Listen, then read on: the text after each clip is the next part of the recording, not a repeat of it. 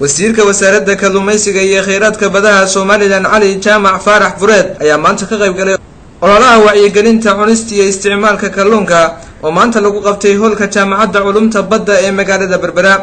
waxaa kaloo munaasabadani ka soo qayb galay xubno kamid ah golaha deegaanka degmada Berbera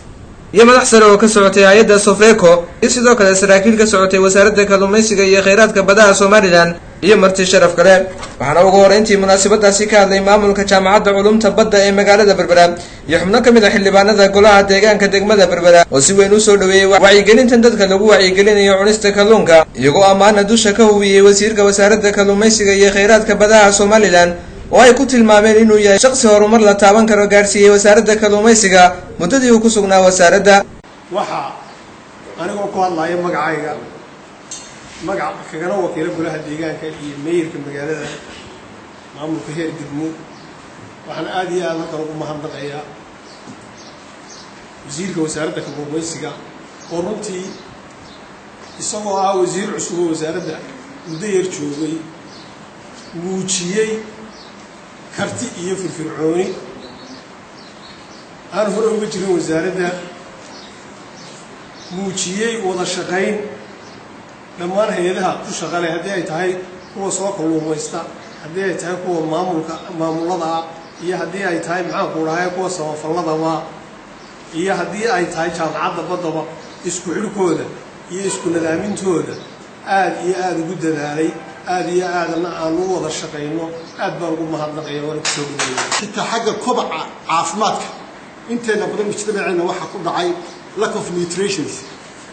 kalluunku wuxuu ka mid yahay ashyaada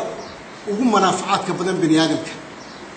shalay tarikoodan akhriyo waxa ka horeeya baa la yidhi hilibka geela, laakiin ka labaad waxa weeyaan kalluunka xagga cholesterolka iyo xagga nutritionka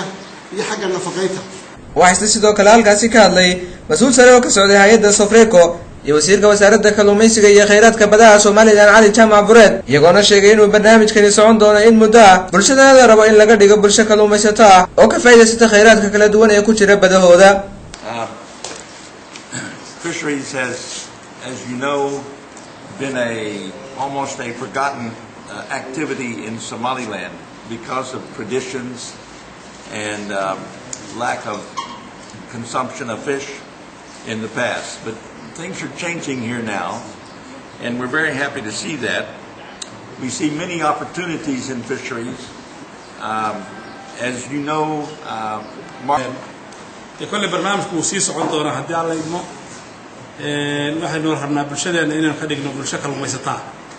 هذا كلوميستا ما هنا تبرت أنا وين وجنا هاي يوحي نبضة أنت عدل لقيم هاي سنة يعني خلاص وضح إحنا وين وجنا marka waxaan rabnaa inaynu dadkeena ka dhigno bulsho kalluumaysato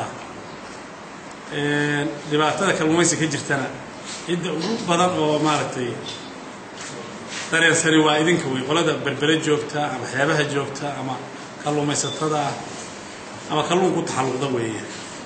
Khalid Xasan Nuur, telefishinka madaxa bannaan ee Bulsha TV, Berbera.